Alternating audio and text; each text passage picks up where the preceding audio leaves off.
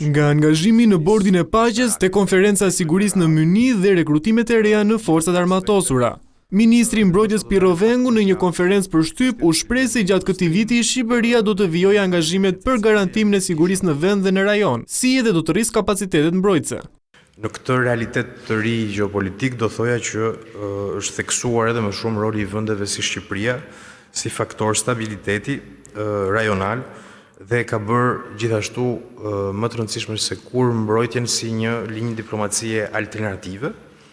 Ministri u ndal edhe te problematika e krijuar në lumin Shkumbin, që ka paralizuar qarkullimin e automjeteve prej 4 ditësh në aksin rrugor Librasht-Pogradec.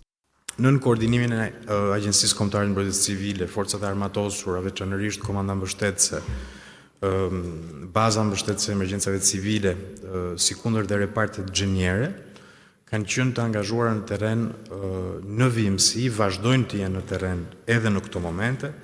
Sa i përket sezonit veror dhe rrezikut nga zjarret, edhe pse ishte parashikuar një flotë e re avionësh dhe helikopterësh, ministri theksoi se do të garantohet të paktën një avion i ri për muajt në vijim, në mbështetje të flotës aktuale.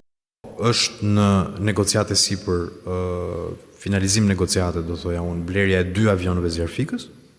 Ka marrë kohën e dur sepse siç e dini, ato prodhohen për ne, pra nuk janë të gatshme në treg. Një element i negociatës është të mundsojmë që të paktën një prej këtyre mjeteve të vi sa më parë. Nuk mund të angazhohem dot tani do vi në kohë për sezonin, por synojmë që ta kemi një mjet këtë vit. Kreu i mbrojtjes u ndal dhe tek rekrutimet në forcat armatosura, duke theksuar se interesi ka qenë i lartë dhe se deri në fund të vitit do të jenë 326 vende pune të lira për të plotësuar. Bordi i paqes dhe përfshirja në